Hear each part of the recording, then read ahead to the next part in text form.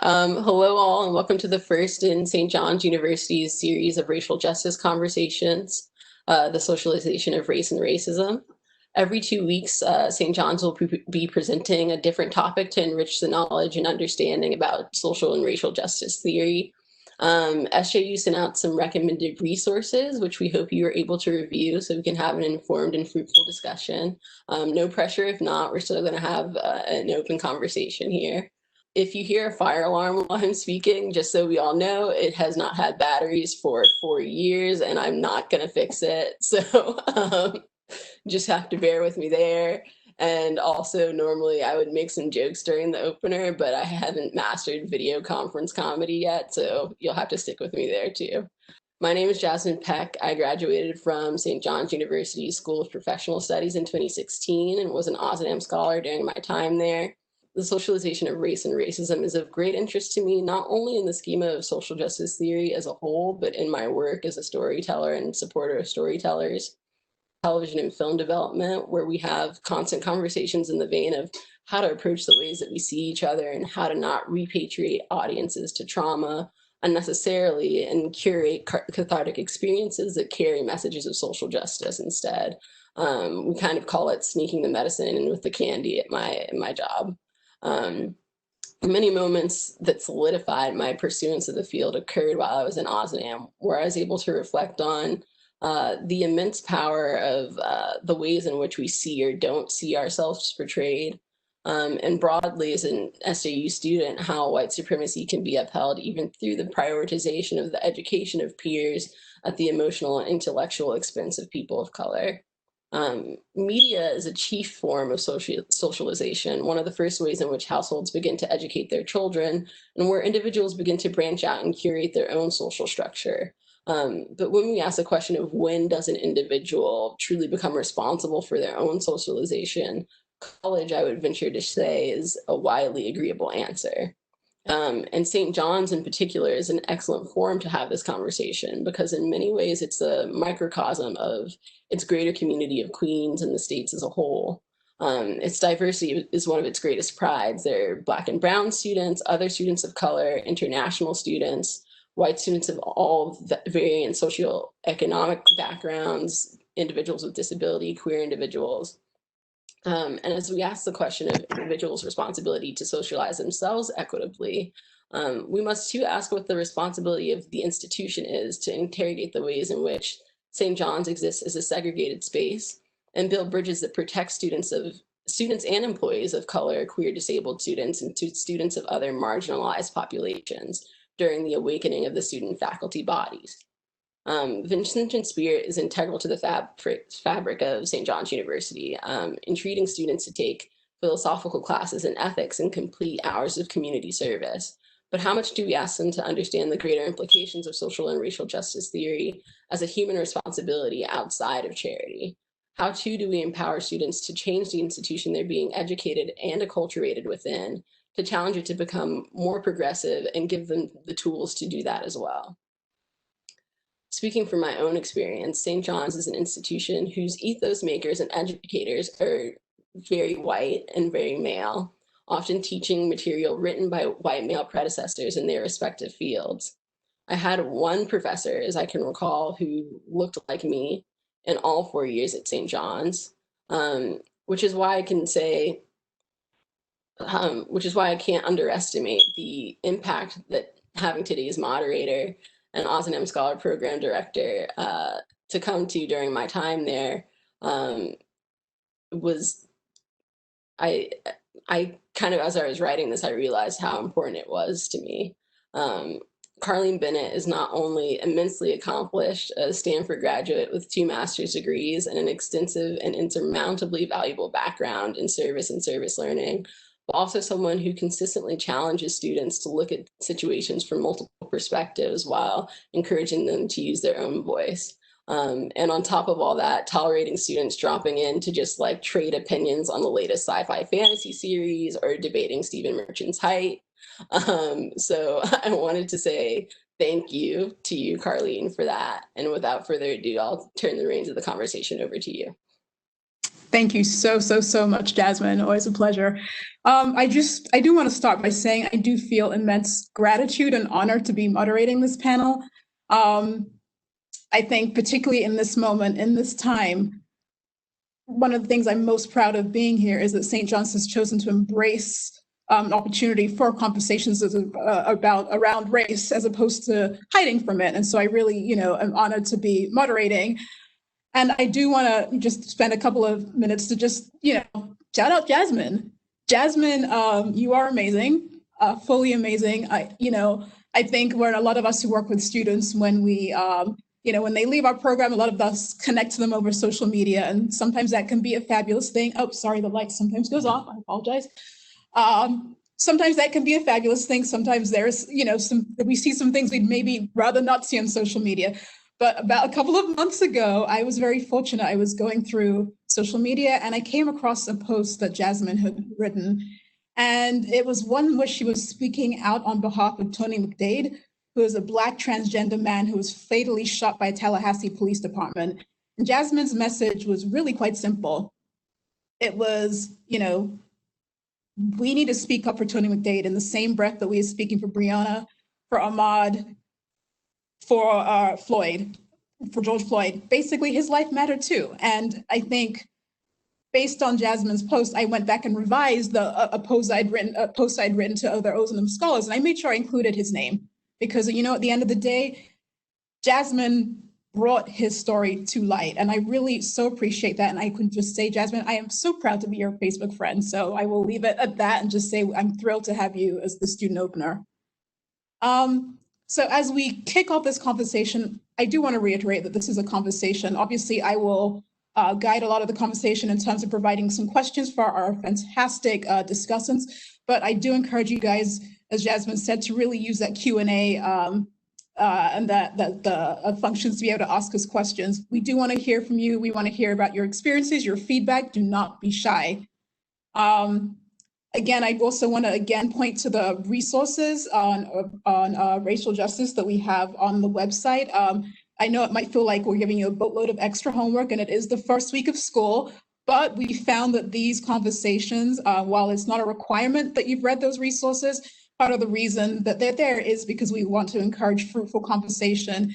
And we recognize that the more you're able to inform yourself, the more that we were able to kind of feel like you're able to participate more and have that background. I do also want to give a huge shout out to the group of individuals who made this series possible. Rita Torzni-Sullivan, Manoush Kath-Cassigno, Monique Jernigan, Carolina Hajaj, and Zach, Mark Andrews, and Sharad Tomlinson. These individuals were really the driving force in bringing together these conversations, and I thank you for your passion and your guidance. You guys really have done great work in putting these together.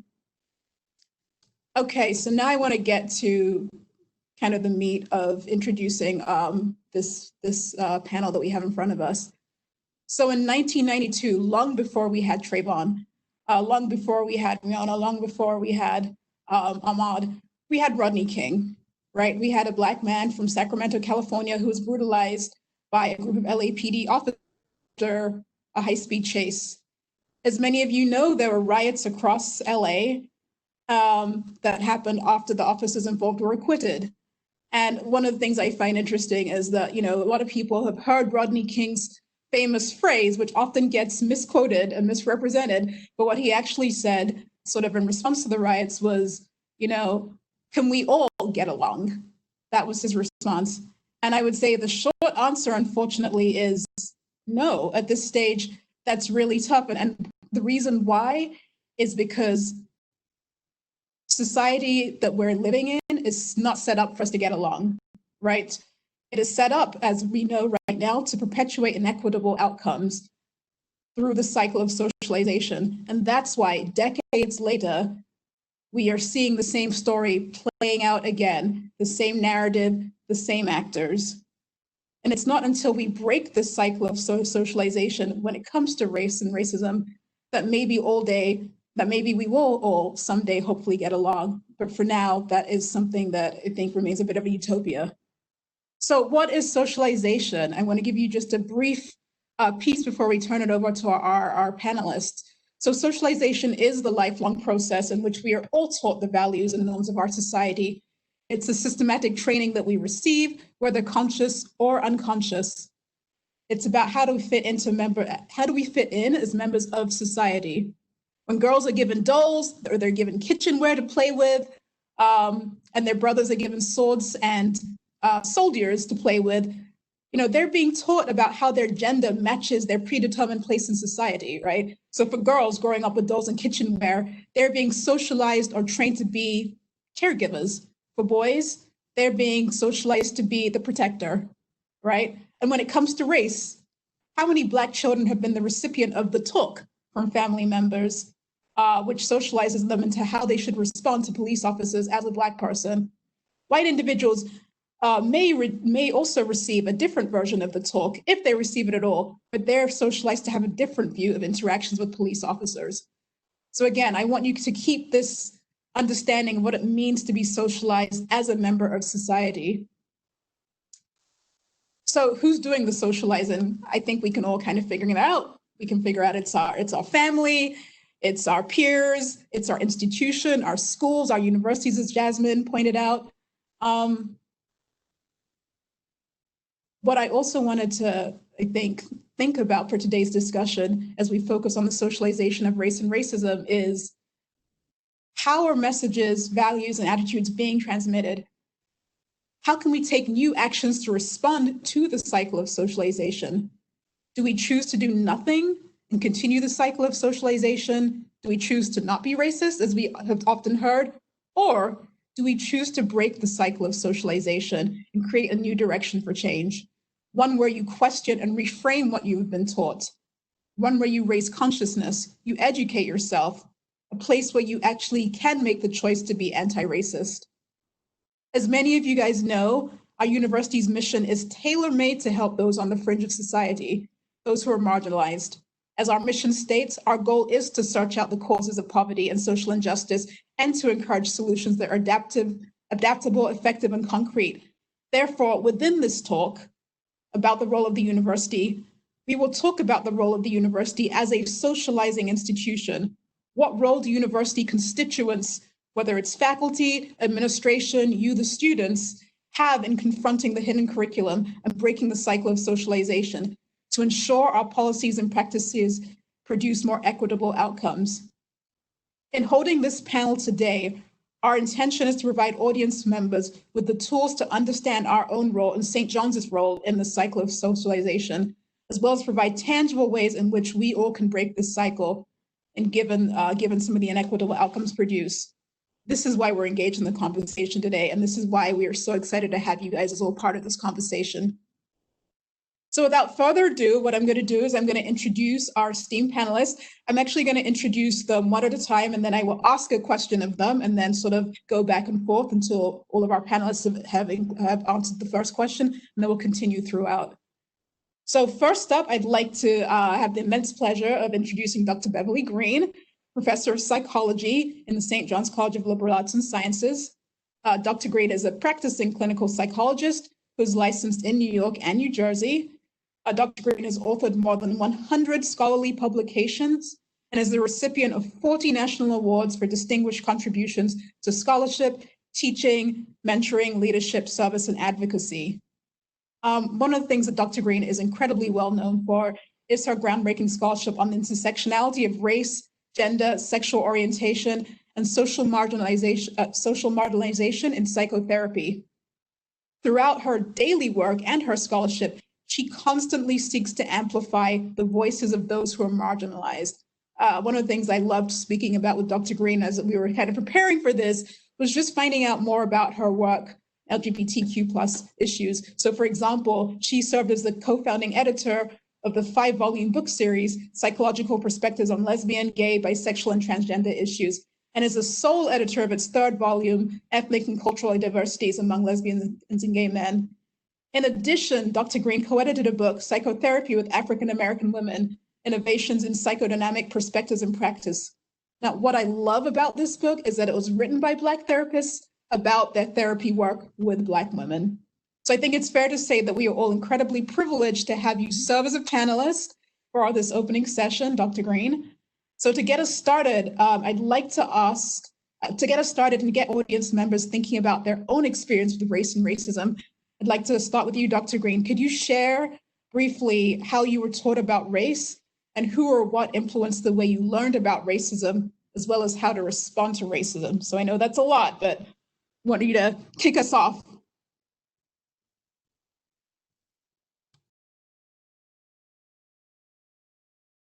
Oh, Dr. Green, can you unmute your mic, please? Can you hear me now? Okay. Both sides of my family comes from the very deep South, rural Mississippi and rural Georgia. And they experience very explicit, no holds barred, upfront racism the entirety of their lives there.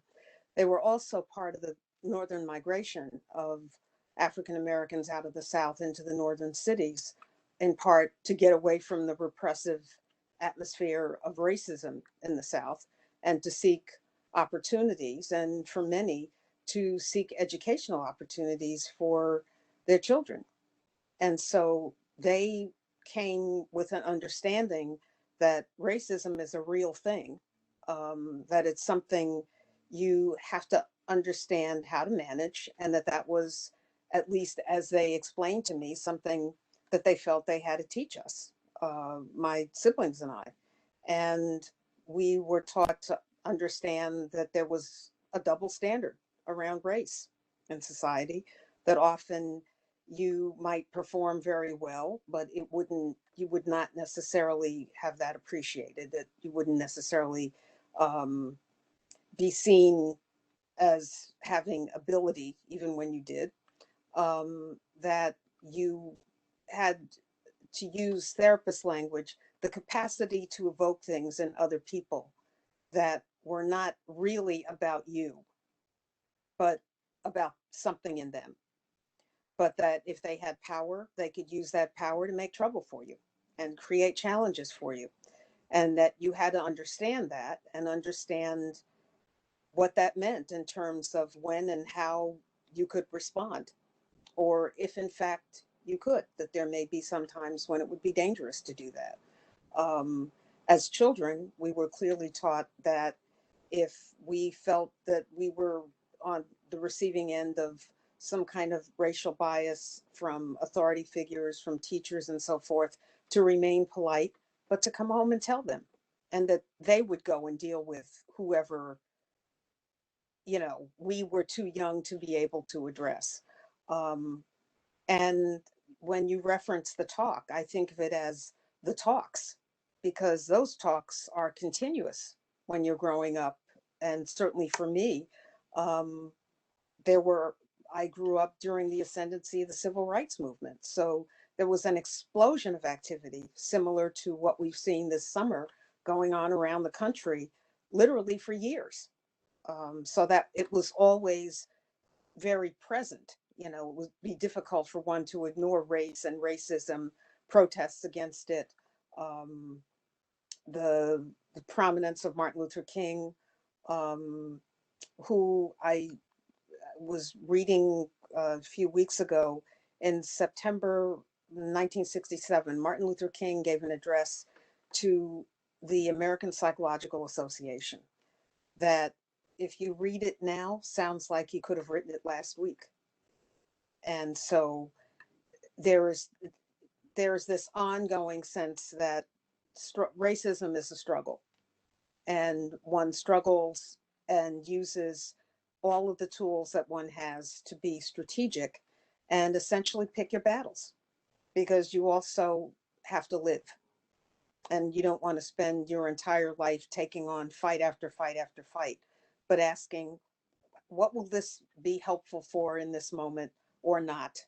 Do I need to do this? Do I want to do this? Um, and thinking, because racism, whether in the racist or the person who's a target, has the capacity to create so much anxiety that it blocks the capacity to think. And that sometimes, if we can just think, we can figure out whether or not we want to do something, or whether or not we need to do something, Thank you. So Thank you, that's Dr. what- Green.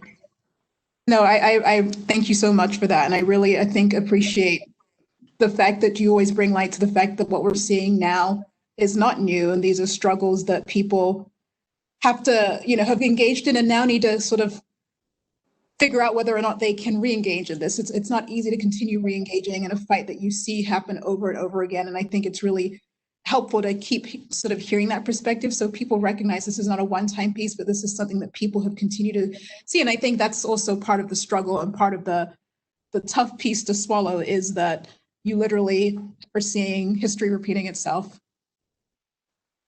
So our next panelist I'd like to introduce is Dr. Robert Fernuzi. Dr. Fernuzi currently serves as the Associate Provost and Director of Civic Engagement on the Staten Island campus. We've ridden the ferry together and had some really great conversations many times. He's also an Associate Professor of English and American Studies in the College of St. John's of Liberal Arts and Sciences. Dr. Fernuzi is a scholar of abolition and race in America. And at this point, I will also encourage you guys to all check out the bios on the website because there's some really great information. I'm not going to read them all, but I think there's some really great information to really check out. He's done some really fantastic work with Sandy Ground Historical Society, and that he was really able to bring to the Staten Island campus. He's the winner of the St. John's University St. Vincent de Paul Teacher Scholar Award and has been awarded the Vincentian Institute for Social Action Academic Service Learning Faculty Award. What I really wanted to kind of share in terms of an introduction to Dr. Fernuzi is that at his heart, he is a community organizer. He's someone who really cut his teeth while serving as a government official and community board chair in the South Bronx. So Dr. Fernuzi kind of describes himself as taking a left turn from academia at an early age. And then after doing this, he really became involved in food justice and racial justice efforts because he saw these forces at play while he was out there building youth markets in the Kingsbridge section of the Bronx, where he also lived. So as many of you know, once Bob went down that rabbit hole of justice work, he never resurfaced. He is a civic activist and leader who grew up having deeply involved family debates about the future of a city, which is socialized by race. So Dr. Fernuzi, thank you so much for joining us as a speaker on this panel. Without further ado, I'll turn over the mic to you to answer the same question. How were you taught about race, and who or what influenced the way you learned about racism and how to respond to racism?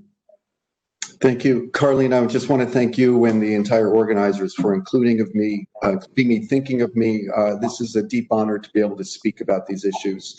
And I just want to say, since St. John's has really been committed to anti-racism for an educational institutional mission, I have really felt like I've found a home, a second home more than ever. I've been teaching here a very long time, but in the past 5 years, I feel like there has been a gathering of scholars, activists, advocates, student leaders who share anti-racist commitments. So this is another example and another venue. I just want to say how grateful I am a chance to tell this story. Carlene, thank you for bringing up Rodney Hill, because there are things that are indelibly seared in our consciousness that often are produced by media images, and they have this overlapping and also expansive effect on us, almost like a pebble in a pond. And for me, the phrase that socialized me and the image was "the Bronx is burning." And I just want to explain a little bit about why it is such a resonant meme for me, and perhaps for people who grew up in New York or people of a certain generation. There was a time before COVID, that is, when the fate of New York was in the balance, and there was a fiscal cliff, but there was also a transformation in the way that people were looking at cities. And I was socialized by this crisis, this urban crisis over the fate of the Bronx that was all over the media, all over city politics, and most importantly, all over my dinner table. Okay, so I just want to set the stage a little bit more personally for you and tell you that a second generation child of an Italian immigrant, okay? And the ritual of a family dinner we're all familiar with. But there was a certain way that I was socialized that combined an Italian ritual of a family dinner and this impact of the Bronx is Burning in very unique ways. And in retrospect, hearing Dr. Green speak, I also just wanted to say that what this represented was a particular kind of approach to Northern racism, the way that racism was manifested in the North. We were socialized to think that racism was a Southern phenomena, that it was Bull Connor, that it was Jim Crow, that it was Rosa Parks' victory and Martin Luther King's victory. But my experience was of this kind of coding now of racism in this new language of this urban crisis, which I believe is still embedded in the way that we speak about race. So I just want to talk a little bit more about that dinner table conversation I told you about. So because it set in motion some ways that we code race that are still so powerful today. And I just want to set the stage for you that we never had dinner, we never had Italian food except on the Sunday. It was rituals, as you know, are a means of socialization, and that was the day that we became Italian, okay? So there was something important about having that spaghetti and meatballs, which we were not allowed to eat Monday through Saturday. And then with the spaghetti and meatballs came my grandfather, who was born in Italy, and there was a certain story that followed with this, and it became what we all know as the Immigrant Saga, okay?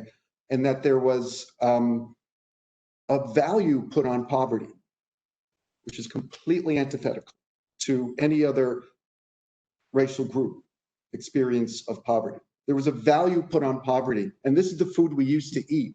And this is, there was a total lack of stigma about having been on the bottom rung because we were being socialized as part of an immigrant saga in the United States, particularly in the state of New York. And I'll definitely talk about that later. But the power of a story, that goes back to what Jasmine talked about, and the ability to turn race into an immigrant saga just cannot be underestimated. And those rituals of immigrants telling the stories about an Italian dinner on that one day when you were Italian was profound. Now, in the middle of that also was a fight going on. And so you talked about how I was taught to speak about racism. And my uncle, who was the son, the younger in the family, was a graduate of an architect, went to CCNY, but more importantly, graduate of Bronx Science, and his best friend in school was Stokely Carmichael, okay, who, if you don't know, he was the founder of, a leader of SNCC, Student Nonviolent Coordinating Committee, and a founder of a movement of Black Power. I just want everybody to imagine the impact of watching my old school grandfather, immigrant story, and my uncle, whose best friend was Stokely Carmichael, fighting over what the change of New York really means. What is the future of New York? And so, as Carlene said, New York has been central to my career and to my life at St. John's. And really, this panel gave me the opportunity just to think about that ritual of those conversations, those conflicts in a new way. And I definitely want to expand on that later. But I just want everybody to hear about that as kind of a ongoing dinner table fight.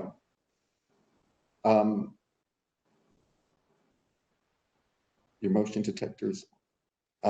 Yeah, so that's my story of socialization. Thank you so much, Bob. And yes, I know Jasmine is fighting a fire alarm. I'm fighting the lights. So I will need to, at some point, step up every few seconds or minutes to make sure the motion detector detects me. Thank you so much, Bob. Looking forward to hearing more about sort of the connections with racialization and how that plays out with immigrants. I know that's something you're going to speak about in a little while. Next up, I'd actually like to introduce our next speaker, Sharad Tomlinson, who really is a coach and a mentor at heart. He currently serves as the director of the RISE network at St. John's. For those of you who don't know, RISE is a scholars empowerment network that provides Black and Latinx first-year students with skill-based development, support, and opportunities to enhance their overall academic career. Sharad is also a doctoral student in the Instructional Leadership Program here at St. John's in the School of Ed. He is also the recipient of the inaugural New York Nonprofit Media Cause Award in 2016, where he was recognized for his commitment to youth development. So Sharad, what I really appreciate about you is that you've chosen to be part of the solution. We kind of spoke about there's a lot of emotional labor, a lot of invisible labor being asked, particularly by Black and brown individuals, to be part of every conversation about race. Many of us have been called upon to explain racism, even while serving as the victims of racism. At St. John's, we know there are only so many Black and brown individuals, particularly in mid to upper levels of administration or serving as faculty. And chances are, if there is a conversation of race, we're pulling some of the same people into those conversations. And Sharad is always on the short list. He's not only is a panelist now, but he also is part of the organizing, we're not calling committee, but part of an organizing group of people putting this together. So I asked him, like, why do you continue to be part of these conversations when many people, quite frankly, opt out? So Sharad shared a lesson that he learned from his days on the New York Stock Exchange after having to move on for a bad trade. So I know some people might be cringing. A lot of money might have been lost. But his lesson was, you know what, if you stay in the problem, then you create an environment that is toxic. If you're about the solutions, there is always a way to solve a problem. And so thank you so much, Sharad, for being in these conversations about being part of the solution. And I would like you to answer exactly the same question I posed to our other panelists. How were you taught about race, and who or what influenced the ways you learned about racism, as well as how to respond to racism? Thank you all. I'm grateful to be a part of the committee, but also the panel. The committee has done great work to put this together, and I'm just glad to be here. So who has taught me? My family has taught me about race from a young age. My great-grandmother, who transitioned at the age of 105, would often tell us stories about growing up in South Carolina, but also stories that would pass down to her about family being on plantations and those experiences. In addition to that, my parents talked to me at an early age about what it is to be Black in America and how you had to work 10 times harder to make it and to succeed in life, and the pressures and the targets that were on you for being a Black man in America. And then if you're an educated Black man, then you face some other struggles. But life has really taught me about racism and race and socialization. And there were three different instances, and I could take it from, different aspects of life. So the first was being 8 years old, driving to basketball camp in West Virginia. We stopped at a Dairy Queen full of people, and my mom goes to get us some ice cream and chicken fingers or something like that. And you could hear the grill going, and when she got ready to order us some food, we're told that the grill's not working. And so we walk out of the restaurant only for us to ask, well, why would they treat us like that? The second was when I was growing up as a teenager, being a pretty good athlete, and granted certain privileges as being a Black athlete by, my Caucasian friends and other people who, even boosters who would help pay my tuition for me to go to school because I was an athlete, but I have friends who weren't good athletes, privileges. And then the third situation really was once I got into more of my adult life and into my career, and I would notice how, and what pushed me really to have a heart and a passion for social justice and understand more about race and racism was when I would watch senior level management in different organizations, especially different places where I work, and there was no representation of us at the table. Senior management was filled with those who did not look like me. I had no connection to them. They barely would even sometimes take time to talk and have conversations based upon position and role. And then you begin to see how, if there is someone at the table that looks like you, they're the token representative. At least that's the perception of it. And so therefore, it made me very passionate and hungry to learn more about race and racism and systematic oppressions. But even as far as community is concerned, living up in Queens and seeing the oppressions of economic oppression and various things, as far as how my community didn't have certain resources, and then looking back on my own experiences in school and growing up, and different communities were served in a different fashion financially from city budgets and things of that nature, and we grew up poor because of the fact certain resources weren't allocated to our communities and opportunities weren't afforded to not just my family members, but those that surrounded us. Thank you. Thank you so much, Rod. Looking forward to hearing more your experiences and some more upcoming questions. I'd like to introduce our fourth panelist, Dr. Edwin Joe. Dr. Edwin Joe is the Assistant Dean of Data Management and E-Learning at St. John's University. He is absolutely passionate about building capacity for outstanding teaching and learning through well-applied technology and staff development. He's also served as an adjunct associate professor at St. John's University since 2006, as well as a lecturer at Stony Brook. Edwin is part of the Respondent Partner to Engage Your Community team, otherwise known as RESPECT, which provides direct support to any individual impacted by prejudice-based aggression. He is also part of St. John's University's first practitioner cohort that helped to advance St. John's commitment to diversity, equity, and inclusion.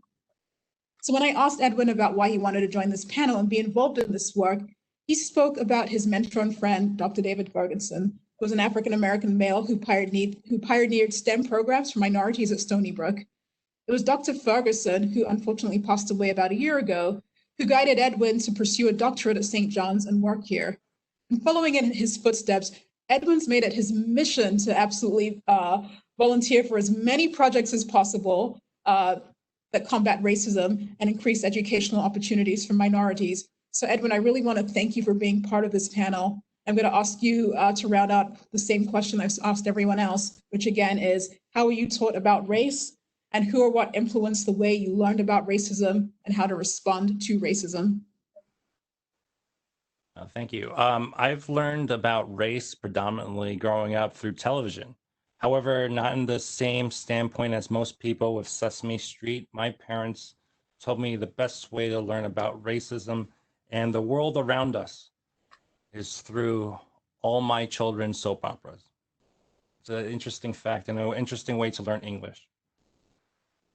What I learned from that was time is a structure relative to ourselves, because time within those television shows wasn't really linear and time really moved quite slowly. And we could see that through some of the things and interactions that go around in our day-to-day, especially in regards to where we grow up. Socialization for me was in South Ozone Park in New York and Queens, which was a predominantly Italian neighborhood that transitioned to mostly Trinidad neighborhood. And going through that, I've learned a lot in regards to interacting with others, interacting with other people's social standpoints in regards to how they witness and deal with certain situations. In responding to these situations and through the work I've done with the guidance of Dr. Ferguson and many other university leaders, was to more specifically be more than a bystander when responding to racism. Breathe, stay present, not getting involved with situations where racism is observed communicates approval and leaves victims high and dry. And it's necessary to be involved and create that safe space if it's possible, and in a way that you're also not potentially having the person that's being the bully become a problem or making that problem worse. It's absolutely essential that we don't remain a bystander when responding to racism. Thank you so much, Edwin. I know that as we go later on in our question, one of the things I'm excited for you guys to talk about is kind of the role of the university and also helping to make sure we're breaking that cycle. So I'd like to now direct some questions to our individual panelists. Dr. Green, a lot of your work revolves around race, racism, and psychotherapy as we as we know. So as we delve deeper into this discussion, I think it would be helpful to make sure that we all have a strong understanding of the terms race and racism, which form the foundation of this discussion. So could you share, Dr. Green, the distinction between race and racism for our audience? Well, race is just a socially constructed demographic or category.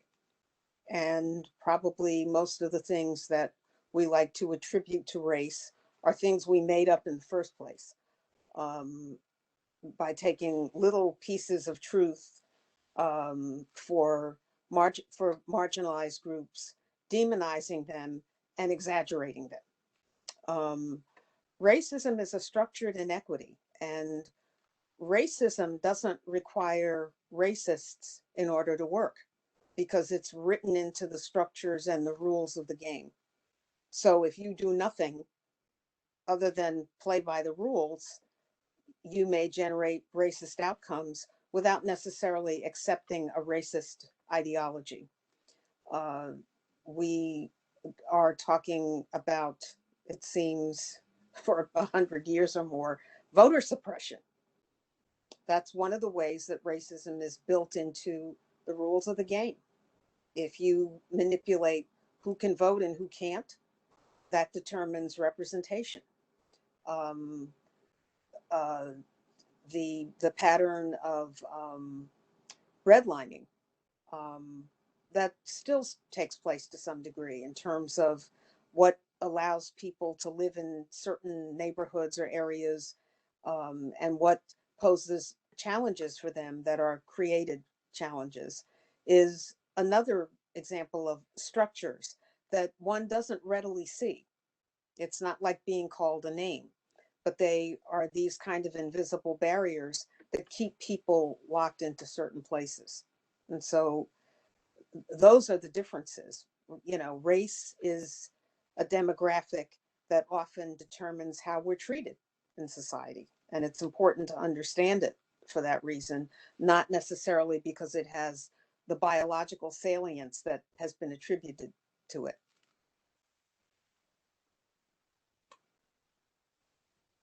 Thank you so much. And I think, Dr. Fernuzi, I know your question is going to, I think, build a little bit on Dr. Green's response, because, you know, as Dr. Green said, a lot of us have heard that, you know, race is a social construction, not biological. But I want you to kind of not only touch on this phrase, but also talk about sort of the immigrant experience and really how do immigrants become racially socialized in this country?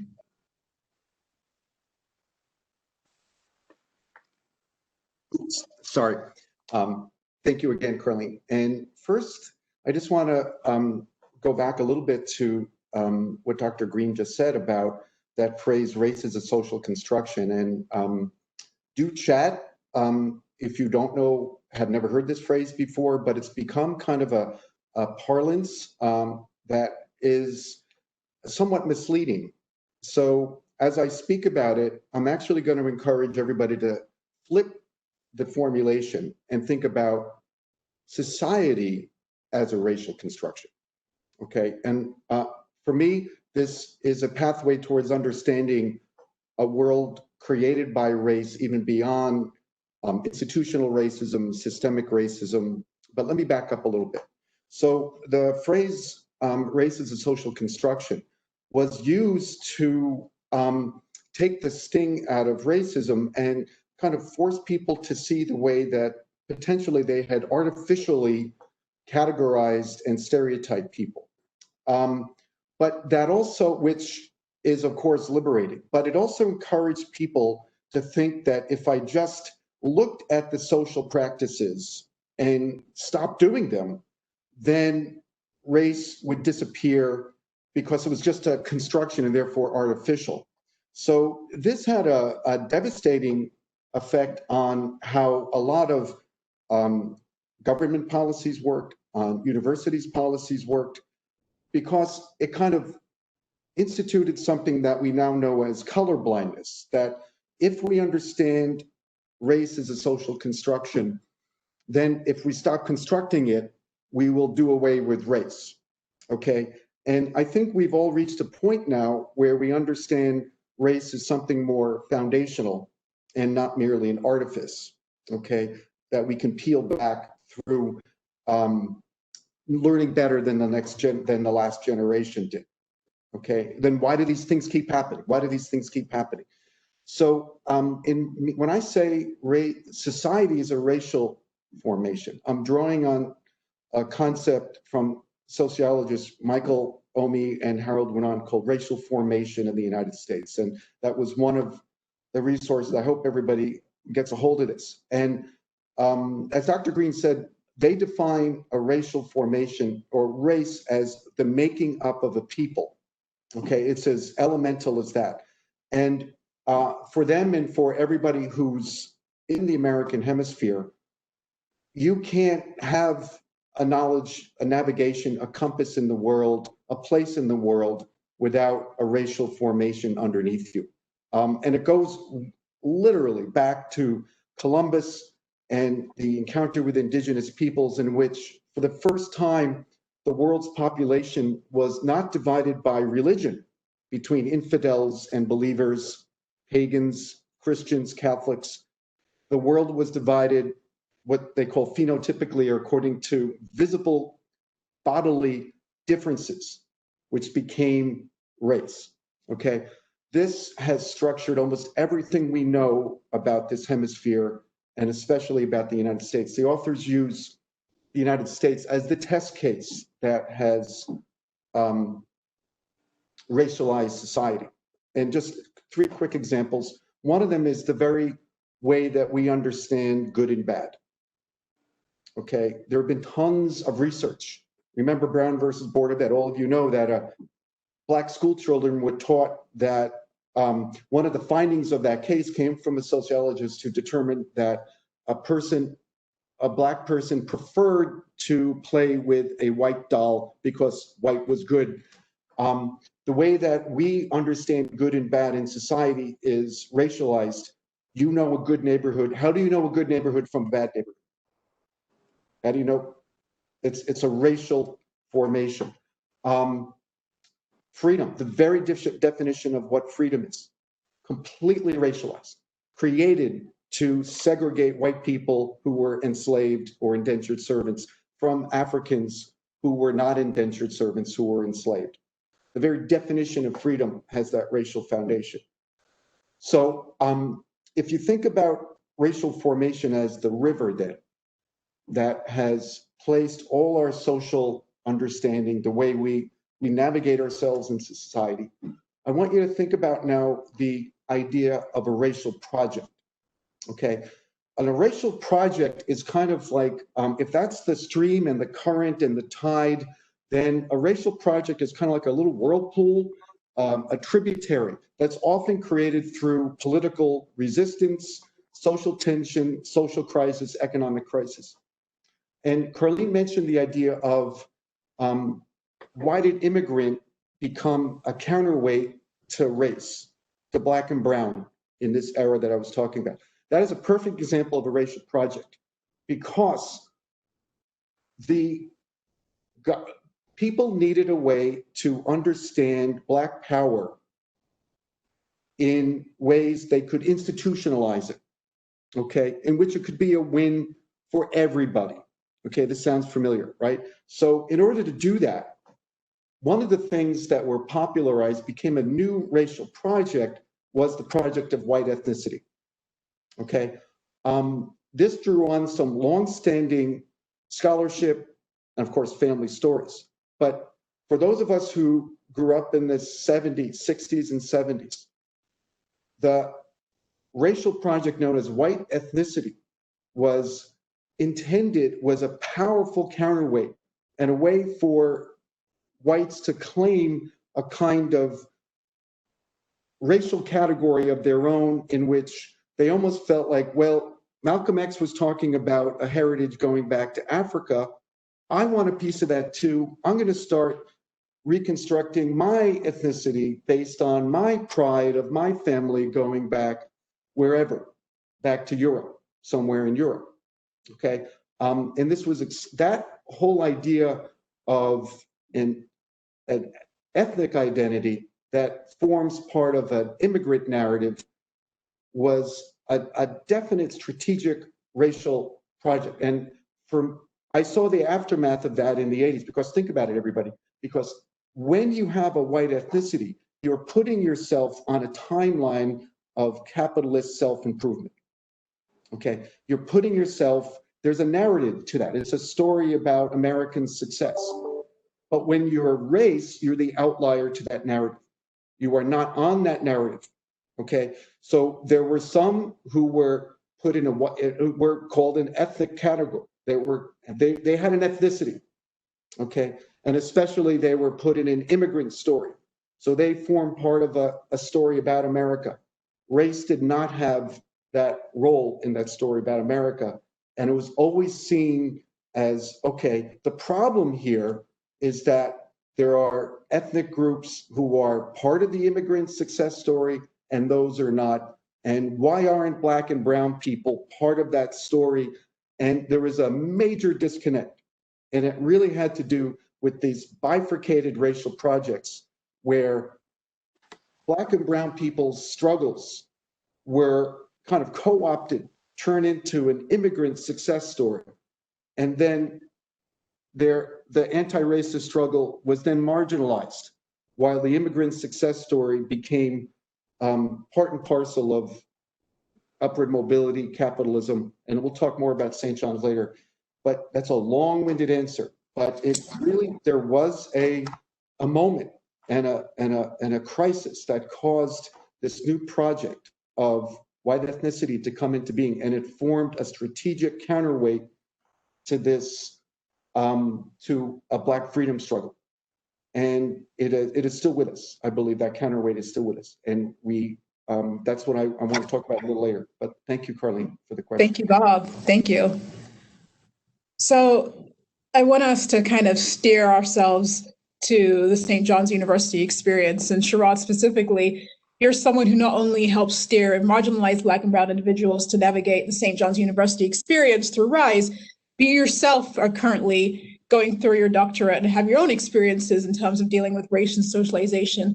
So can you share how race and socialization has impacted the academic experience of minority males? From, I guess, the beginning, education was kept from Black people. And so it wasn't something that was meant, it was hard. Of course, I remember stories of, my grandparents telling us that they weren't allowed to educate themselves. And so now being a doctoral student and doing studies on the impact of education and minority males and their success, you find research for decades now that shows the achievement gap between, I'll stick to males or race groups. You'd see where whites are at the highest point, but you see that African Americans are at the lowest point, especially African American males. And so with all of this research that has been done over decades, there has been no improvement to change these graduation rates or increase these graduation rates. And so what we find is that many universities enroll students of color, but yet lack the support that's necessary to help these students of color succeed. And so regardless of their intention or goals to complete and graduate, regardless of families that whether they're first generation or they come from a family that has a history of college graduates, oftentimes these students, when they come to college campuses, they're met with opposition because they are not seen as equal, or they are not seen as given the opportunity to succeed because the lack of support systems or representation of administrators of color or faculty of color to help these students succeed.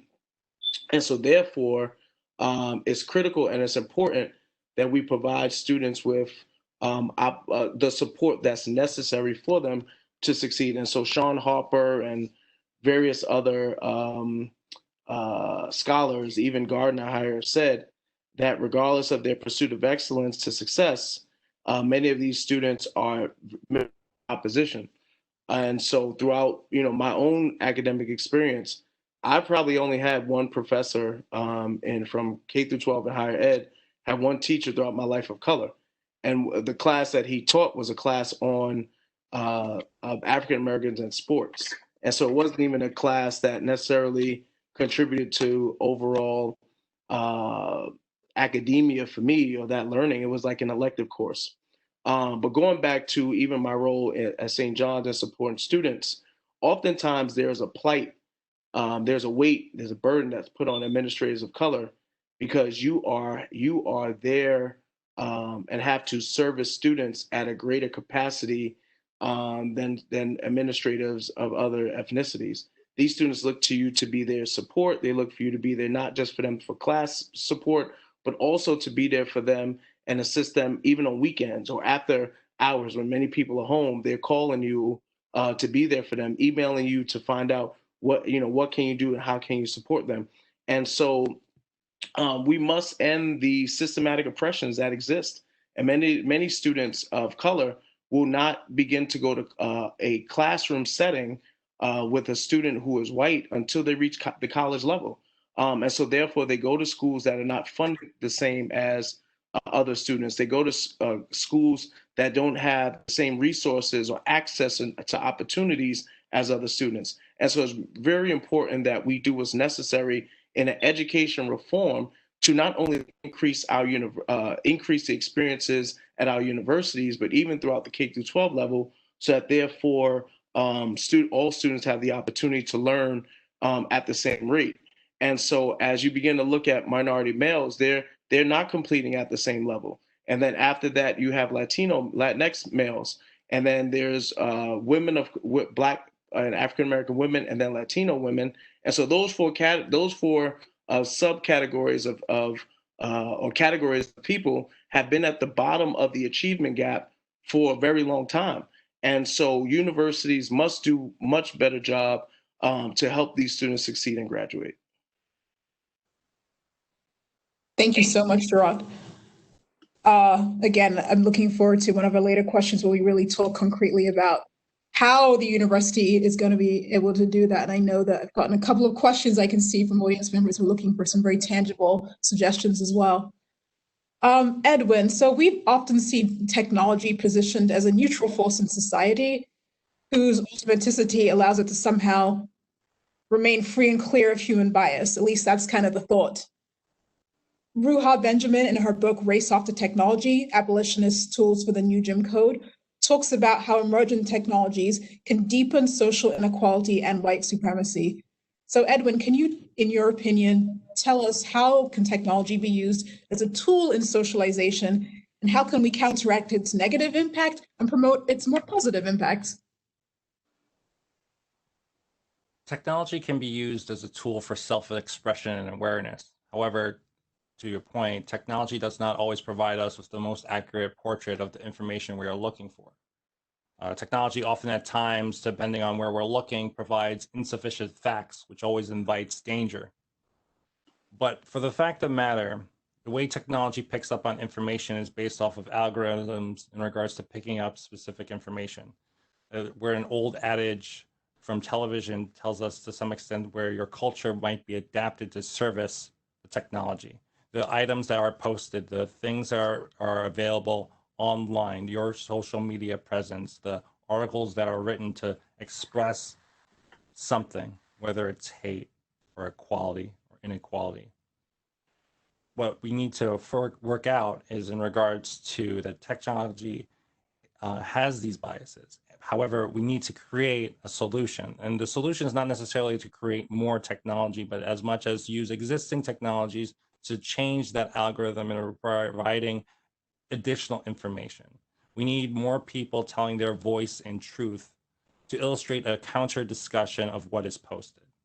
And this can be done by contributing to making these attitudes unacceptable, by challenging supremacy even when you're not in a crisis, by doing this to confront the culture without putting anyone else in danger or an immediate backlash, by posting these items in a forum where technology is pulling this information, the things that are posted, and you see this an example in social media in regards to things that you post, the things that you watch and the things that you review results in different ads that are posted to you specifically for you.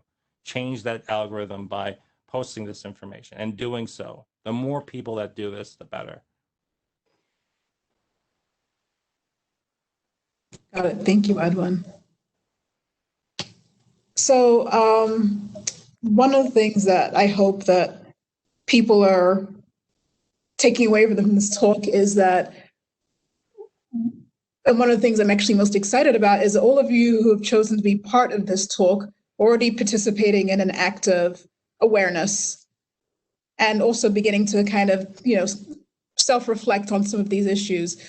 So over a month ago, I attended a panel that actually talked about critical methodologies for a critical moment. And one of the panelists actually spoke about how you move from self-reflection to critical reflection.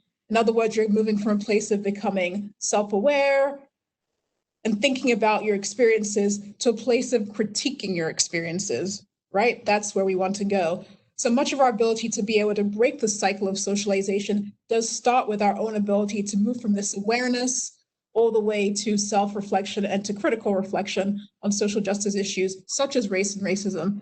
So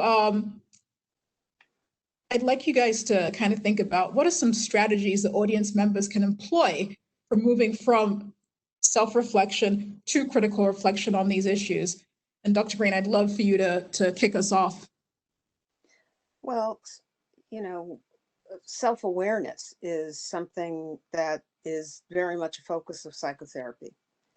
And part of self-awareness around matters racial is, whether you're talking about people who would be considered racial minorities or the majority, is, when did you first realize you were this race, this whatever that is? Was it in the course of an incident? Was it something you just sort of always felt you knew? And then when did you realize it meant something? That somehow it placed you somewhere in a hierarchy. To what extent were you attached to that? To what extent did you want to reject that? What are some of the kinds of incidents that you've experienced growing up around whatever that identity is, that either reinforced your fantasies or your fears about what that is? And in many respects, how do you know what you know about yourself? Where did you learn that? Of all of those things that you assume, who told you that? And how did they know? So it's about questioning, the origins of your beliefs. And also in terms of socialization is powerful, but none of us believes everything we were taught growing up. And none of us behaves strictly in the way we were told growing up. There is always a part of us that either consciously or unconsciously is selecting those things out of the pile that we say, oh, okay, I'm going to keep that. And something else that says, I'm not doing that. Or that's not me. No matter who tells you. And so it's important to think about why it is we hold on to the things we hold on to and reject the things that we reject. What does that mean? Where does that place us? What does it mean if we don't do that?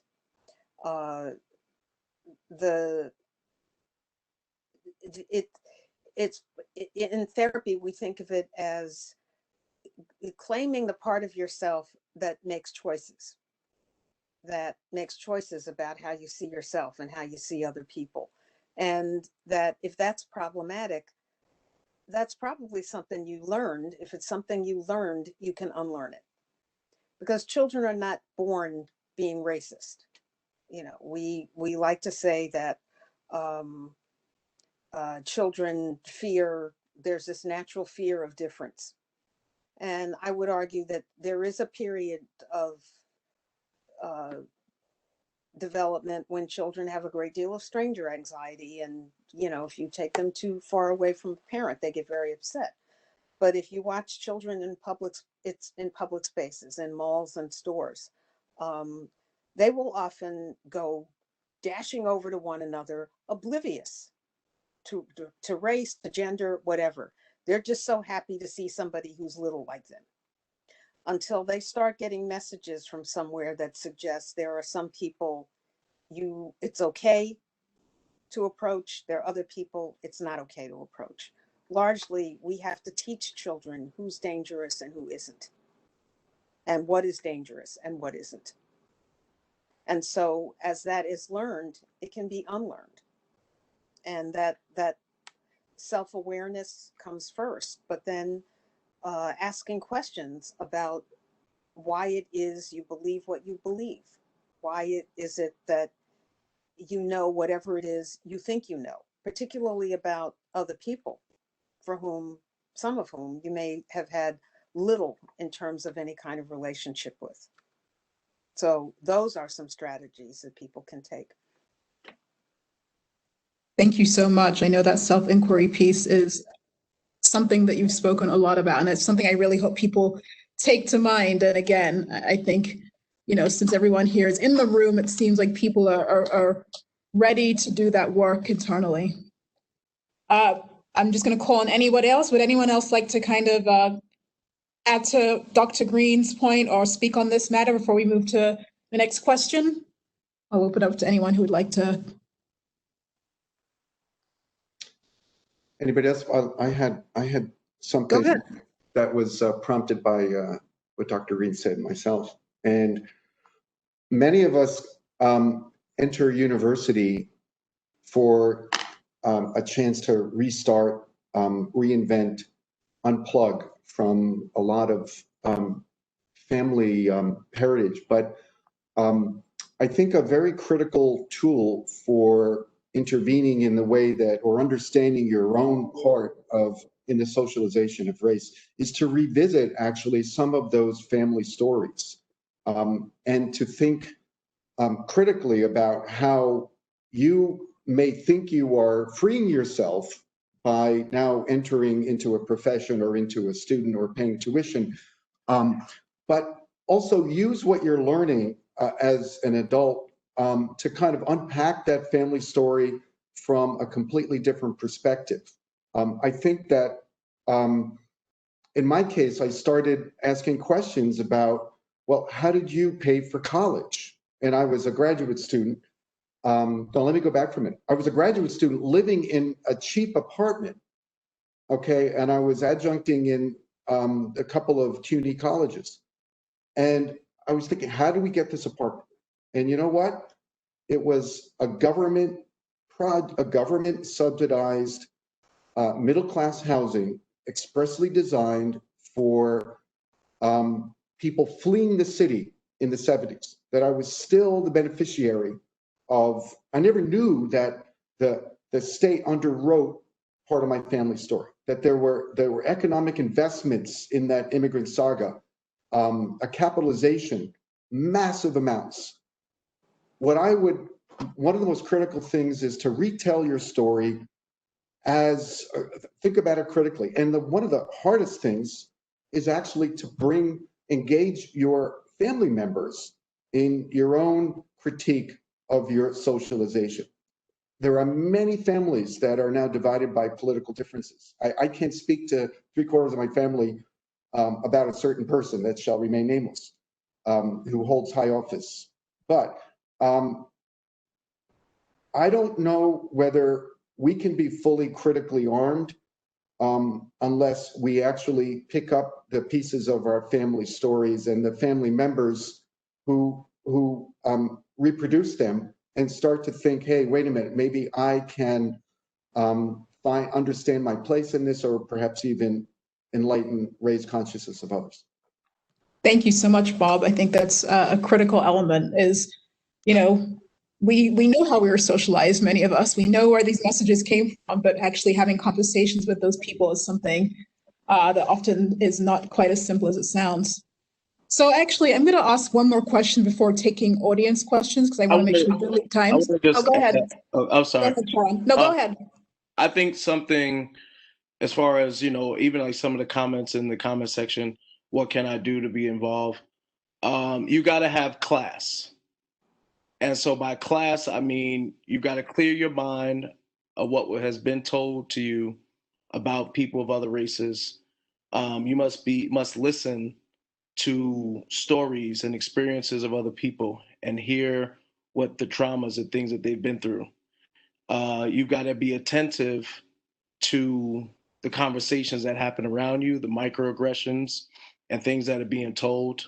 And then you have to surround yourself with people from all different walks of life. So therefore you can have a well-rounded approach. And then I would challenge yourself to become scholarly in social justice, race, racism, and the history of other people's experiences. So it takes a little bit of class. Thank you so much. So, I mean, I have seen some questions come in, and this is really sort of our last question before going to audience questions, is let's get specific about St. John's. As we've said, St. John's is, like all universities, they are a socializing institution. We all go here, socialize through our interactions with peers, faculty, administration. So when it comes to breaking the cycle of socialization, particularly when it comes to race and racism, what can we do concretely? Feel free to talk about, Sharad started doing your own role in breaking the cycle of socialization. What is the role of students? What specifically is the role of the university? And it looks like people are really hungry for some strategies here, so please do jump in.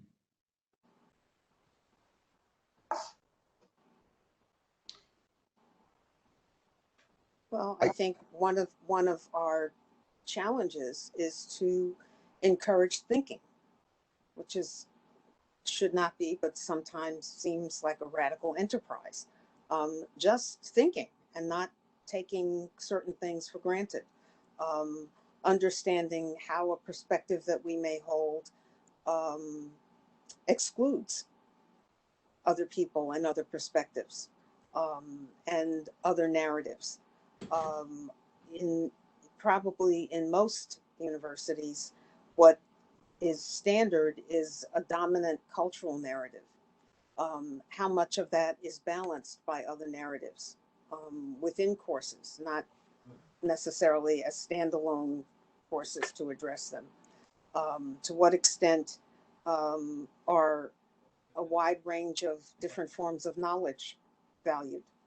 To what extent does the university in some way represent the community that it's in? How are we seen by that community?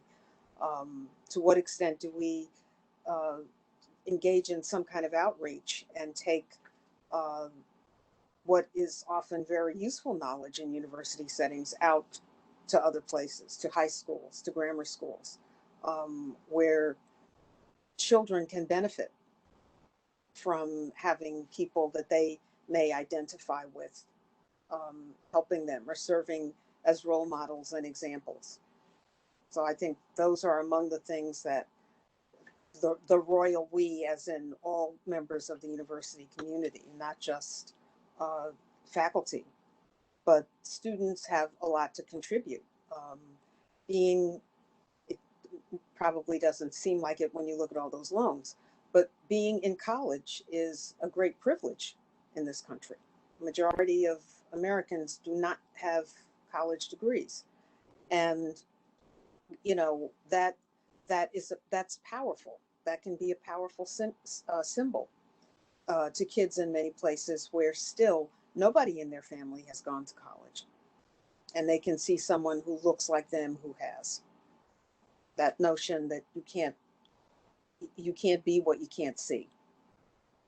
And so even though one may feel marginalized within the university setting, there are still other places that you occupy that have great power in them. And it's important to claim that as something that you have to give and influence both where you are and influence other places where, as many people here have said, kids don't get to see people who look like them doing what you do. Thank you. Carlene, two things from me. First is what is happening here is a new kind of education, okay? And it's really been, I hate to say this, outside the academic sector that a lot of education about race has been happening. Okay, and what I mean is student organizations, scholarship, STVP, OSIDMs, Pariah, a lot, ACI, a lot of the education about race is taking place, is in place in what we call the co-curricular spaces, the third spaces. There's home, there's university, and then there are these third spaces. I think we need to push what's happening here into our classes a little bit more so that people aren't feeling like they need to come here for relief from whatever socialization is happening in the classroom, whatever they're not getting in the classroom. There's something really important about the new kind of education St. John's has put together. If you look at it, it's practically a syllabus when you go to the website right there, but it's a different kind of class. We have to make more of our classes like this. And we have to learn from what we're doing here so that more students and professors feel like they're actually accomplishing what the university's mission is all about. The second thing I would say is, just think about that mission, everybody. We use that word immigrant, it's baked into St. John's, right? Now, when I go to the grand homecoming, when I see, you see when you go to alumni events that honor alumni, that St. John's is not just 4 years. St. John's is 150 years. And there's generations of alumni who are still Johnnies doing incredible things. What I really hope that St. John's could do, and we can all do, is find those alumni of color who are making nonprofits, working with organizations, creating organizations, who are in grad school elsewhere, working. Do they recognize their work as their St. John's legacy? And are we learning from the work of alumni to kind of expand and change our story about ourselves as an immigrant serving institution? So for me, the challenge is really to catch up to and learn from and embrace the alumni of color who frankly are literally changing the world, making their own nonprofits, continuing our social justice mission. I've seen it myself. And for me, the alumni of color are some of our most powerful spokespeople. And are we learning from them and letting them tell us about a new St. John's is what I would say we need to do. If I could jump into, Yeah, please, Edwin.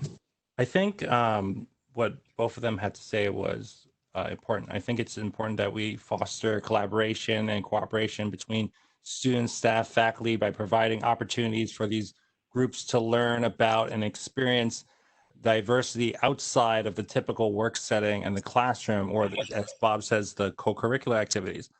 But I think what sometimes is lost potentially on the university side of things is expression in regards to transparency. There's a lot that's going on. There's a lot of effort that's being done. There is no recipe for how do we get to complete anti-racism by end year. There's no full equation to that. And there's only so many resources that we have available to us in regards to doing things and marketing things. Like I constantly refer to a young gentleman that works with me closely, that his face is used constantly to highlight the diversity that exists within the university. And I think to myself that we could do better, we could do more, but everything does take time. Thank you. So there's one question that I've seen on the chat, which also dovetails with another question we have here. I think we know that throughout COVID, many individuals, particularly, for example, those of East Asian backgrounds, are reporting more incidents of racism and xenophobia. Of course, we're all too aware of racial profiling and acts of violence. I know the question I see here is asking about how do people of color push back against microaggressions without falling victim to the stereotype of being ... whether it's the angry person or whatever it is. So I do want to ask the question, because we know that this takes a toll on individuals. So what are some mentally healthy ways of responding to experiences of racism? Dr. Green, I will direct that directly at you to begin with. Well, I think first it's normalizing that you're going to have feelings about it, that no matter what you do, no matter how well developed your strategies are for pushing back, nobody likes being devalued. And if you're treated in a way that devalues you, you're going to have feelings about that. It will be upsetting. It may make you angry, but I sort of caution, take a breath and ask, in that particular instance, what do you want? What do you want to see happen? I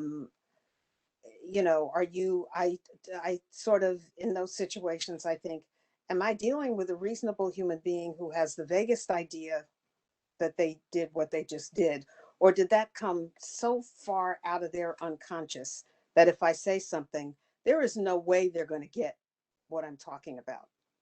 And if that's the case, do I need to waste my time? Because there's also an issue of how do you respond to microaggressions? Well, it depends. It depends on who it is, where it is, what it is, what is it that you want, in terms of, if you're going to spend your time and energy responding, what do you want to see happen? Is it likely with whatever individual or situation you're dealing with, you're going to see that? And if not, do you want to spend your time and energy doing it? That you have choices here, that you're not obliged to respond to every single thing. And responding to it won't necessarily make you feel better. You may still feel angry, even if you responded and responded well, because that's natural. But it's also important to have what I like to call a "no, you're not crazy" chorus somewhere in your life, so that when you're having experiences that it's sort of like, particularly with microaggressions, it's like, was that really that? Did that? No, you didn't really do that. That you have other people that you can go to who are not invested in perhaps defending their actions, who can validate your accurate perception of reality, because that's important to have. And sometimes that can be as satisfying as responding directly to some individual or situation. But generally, I would say pick your battles. It comes down to, how much time and energy do you have today? What do you have to do? Do you want to spend any of it on this? Are you apt to get whatever the outcome is that you want? Are you apt to get that? And if you're not, consider that that may not be the best use of your time, because part of that is about valuing yourself and valuing your time and energy and how you spend it. Because if you expend some of it there, it's not going to be replenished to now spend someplace else. We all have a limited amount of time or energy in any given day. What do you want to do with it? And sometimes it may not be worth it, but it's about taking a breath and thinking and making a decision out of thinking about it, and not simply responding or feeling compelled like you have to respond, or it makes you something negative if you don't. Thank you.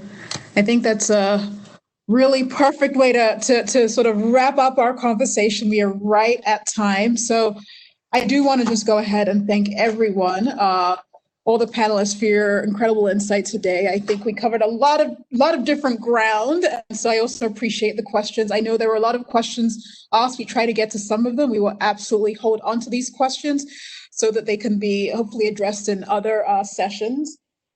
Just in terms of a couple of quick closing points, I think, one of the goals of this panel is to encourage action. Sorry about that. It is to encourage action.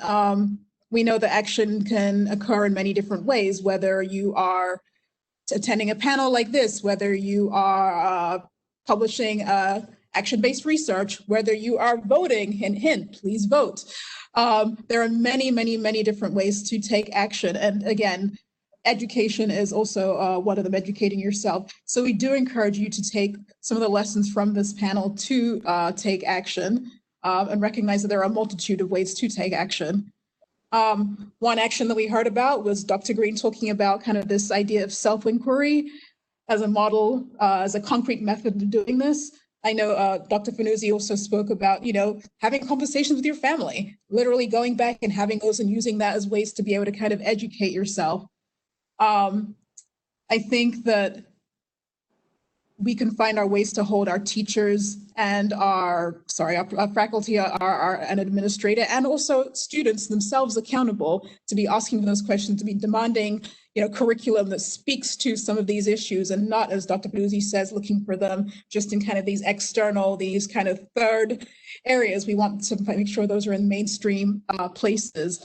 So I do just want to close out by thanking you all for signing up. I know that you guys have already taken an action by being part of this. Please don't forget to fill out the survey. I'm going to turn it over to Jasmine to finally close this out. Thank you, everyone. Thank you, everyone, so much for attending. As Carlene said, please don't jump off immediately and try to fill out the survey at the end. If I could add to everyone's amazing points on the panel, I think that one of the key steps in embarking on this journey of social justice is making peace with discomfort and making peace with fear, and realizing that that is integral as you take your first steps into creating change, and in the micro, acclimating yourself, because once you come to the precipice of breaking through to this journey and doing something, you have to acclimate yourself to the new world that is, and do that in every respect of your life, in what you're reading and who you're spending your time with and what you're watching. As Sharad said, in doing so with class. So if you're feeling uncomfortable, you're on the right path. Thank you to Carlene, thank you to Dr. Green, Mr. Tomlinson, Dr. Fernuzi, and Dr. Joe for leading the conversation.